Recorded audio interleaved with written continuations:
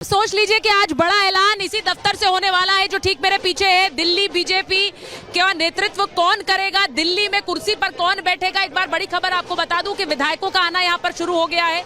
BJP के जो विधायक हैं वो यहां बीजेपी दफ्तर पहुंच रहे हैं। वीरेंद्र सचदेवा भी अभी थोड़ी देर पहले पहुंचे, हमने उनसे बात भी की। उनके नाम को लेकर भी स्पेकुलेशन है, ये भी पूछा। उन्होंने कहा अभी कोई इसका जिक्र करने की जरूरत नहीं है क्योंकि अब नाम सामने ही आ जाएगा, पर्यवेक्षक पहुंचने वाले हैं। मैंने आपको बताया कि रविशंकर प्रसाद और ओपी धनखड़ जिनको ये जिम्मेदारी सौंपी गई है, आपने पिछले कई राज्यों में देखा है कि बीजेपी ने कैसे ऑब्जर्वर्स नियुक्त किए और उन्होंने नामों की पर्ची निकाली, चाहे वो राजस्थान हो चाहे वो मध्य प्रदेश हो। मैं यहाँ इस वक्त बता दूं कि मेरे साथ इस वक्त बीजेपी के प्रवक्ता आरपी सिंह जी जुड़ गए हैं, हमारे साथ हर्षवर्धन त्रिपाठी जी भी हैं, वरिष्ठ पत्रकार हैं।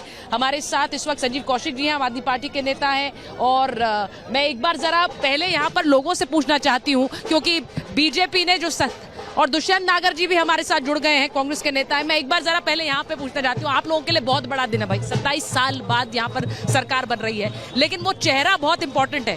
पर्चियां आप लोग भी निकाल रहे हैं, डिस्कस कर रहे हैं।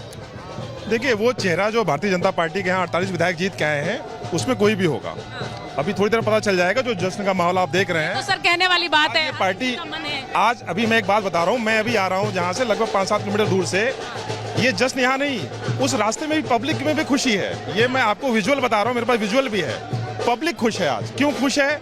वो जो 10 साल से मुक्ति मिली है आम आदमी पार्टी से, उससे खुश है। उसको यकीन है कि उसको विकसित दिल्ली का जो सपना है, जो प्रधानमंत्री मोदी जी का सपना, वो साकार होने के लिए अगले 5 साल काम करने पड़ेगा कि फिर से आप आ पाए, वरना फिर आम आदमी पार्टी अपने जगह बनाए। कौन करेगा नेतृत्व अगले 5 साल? नेतृत्व के लिए अभी जो हमारी विधायक दल की बैठक होगी वो चुन लेगा। बाकी सबके पास ना मोदी जी की गारंटी है। यहाँ बहुत सारे लोग अपनी अपनी नाम रख रहे हैं, कोई प्रवेश वर्मा कह रहा है, कोई रेखा गुप्ता कह रहा है। जी मैम, देखिए मेरा तो उम्मीद है कि रेखा गुप्ता में मोहर लगनी है इस बार लगनी है। क्यों?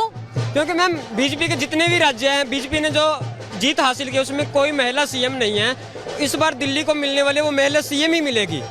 महिला सीएम ही मिलेगी, लग रहा है आपको इस बार महिला सीएम? महिला सीएम हो चाहे कोई और हो, देखिए पार्टी जो तय करेगी वो कमल का फूल तय करेगी।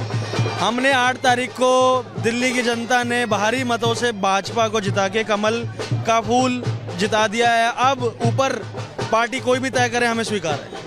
मैं एक बार अपने मेहमानों के पास जा रही हूँ। हर्षवर्धन जी, पहले आपसे शुरुआत कर लेती हूँ क्योंकि ये मुझे बिल्कुल तय है कि आरपी सिंह जी किसी नाम को नहीं लेने वाले हैं, क्योंकि यहाँ कार्यकर्ता कोई नाम पर मोहर नहीं लगा रहे हैं, वो इंतजार कर रहे हैं। लेकिन मैं आपको एक बात बताऊं कि मैं सीधे आपसे पूछूंगी, आपका कयास क्या है? बहुत से लोग यहाँ एक महिला सीएम की बात कर रहे हैं, मुझे बहुत ऐसे मिले जो प्रवेश वर्मा का नाम ले रहे हैं। यहाँ पर 2 ही नाम गुजरे। मुझे लगता है, देखिए सुचेता, मुझे लगता है कि अब तो जब तक आपका शो ये खत्म होगा तब तक नाम आ जाएगा। लेकिन इसमें जरा सा भी संदेह नहीं है कि प्रवेश वर्मा अभी भी मुख्यमंत्री पद पर सबसे मजबूत दावेदार हैं। लेकिन जो समीकरण के लिहाज से देखें, और भारतीय जनता पार्टी जिस बात को, क्योंकि नरेंद्र मोदी बार बार कहते हैं महिला मतदाता, महिलाओं के लिए योजना, महिला सेंट्रिक गवर्नमेंट, सब कुछ उसी हिसाब से चलता है। और दिल्ली की राजनीति के लिहाज से देखें तो रेखा गुप्ता चूंकि डूसू की पदाधिकारी रही हैं, संघ संगठन से आती हैं, नगर निगम में पार्षद रही हैं और अभी वो विधायक हैं, तो वो सारे पैमाने उनके भी ठीक होते हैं। और जो दिल्ली की राजनीति है, अब क्योंकि भारतीय जनता पार्टी के पास 48 विधायक हैं, अच्छी खासी एक प्रचंड बहुमत वाली जीत उनको मिली है, 36 पे सरकार बन जाती है, तो उनके पास विकल्प कहीं है। लेकिन इन पैमानों पर अगर देखें तो रेखा गुप्ता का नाम मुझे सबसे मजबूत अभी लगता है। और ये मैं पहले भी कह चुका हूं कि रेखा गुप्ता अगर महिला प्रत्याशी की बात होगी, और चूंकि गैर विधायक नहीं आएगा ये लगभग तय है, ये पहले दिन से ये लगभग तय दिख रहा था, जो बाहर के नाम कयास लगाए जा रहे थे वो ऐसा नहीं होने वाला है। तो ये मुझे दोनों नाम सबसे मजबूत दिखते हैं। देखिए, मैं एक चीज बोलना चाहती हूँ हर्षवर्धन जी कि जिन नामों की चर्चा सबसे ज्यादा होती है, हमने ये देख लिया वो नाम कभी बनते नहीं है। कम से कम मैंने ये मध्य प्रदेश में देखा, मैं राजस्थान में भी थी जब नाम का ऐलान होने वाला था। हर जगह जहां पर जिन नामों की चर्चा ज्यादा होती है वो नाम कभी नहीं होते। इसीलिए आरपी सिंह जी, बहुत से नेता ये भी ऐसा भी कहते हैं भाई हमारे नाम मत उछालो, तभी हमारे चांसेस हैं बनने के। आरपी सिंह जी,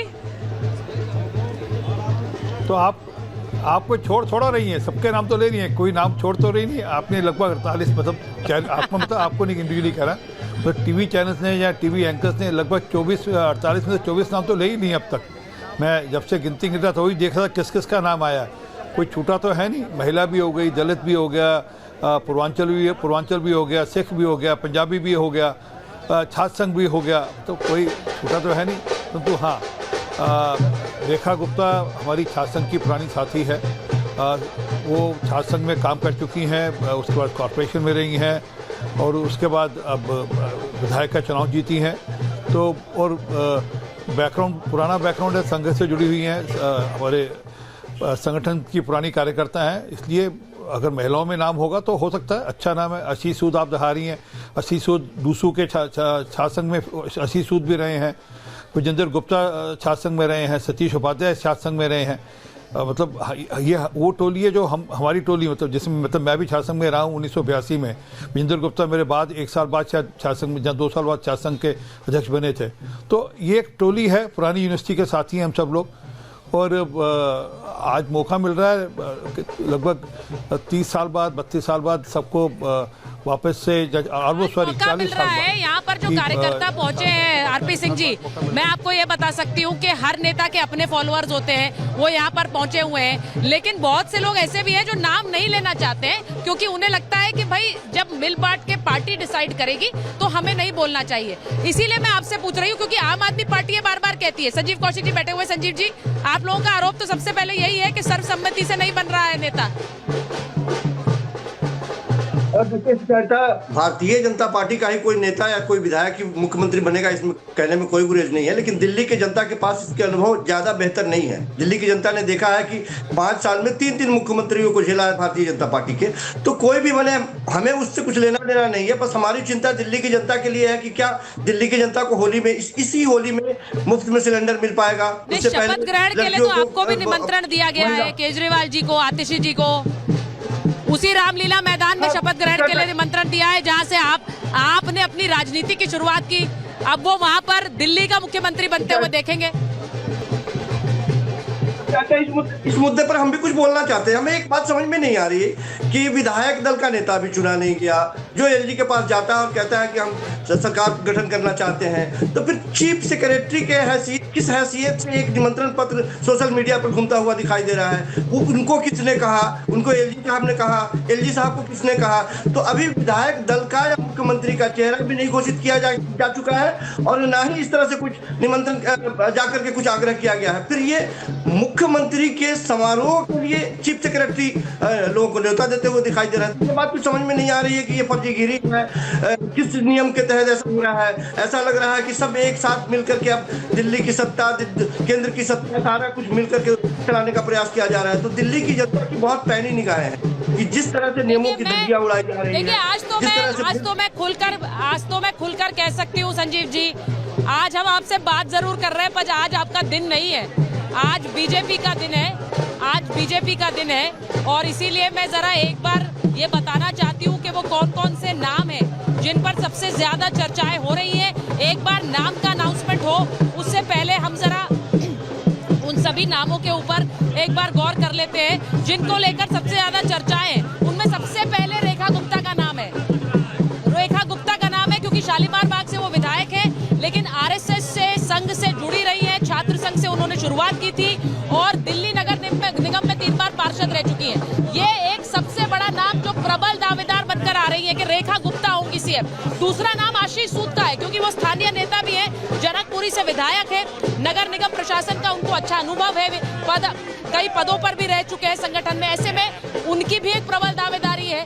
तीसरा नाम प्रवेश वर्मा का, जो यहाँ पर लोग कहते रह रहे हैं कि जो जायंट किलर है प्रवेश वर्मा, जिन्होंने केजरीवाल को हराया, साहिब सिंह वर्मा के बेटे हैं, उन्हें ही होना चाहिए, वो नाम है।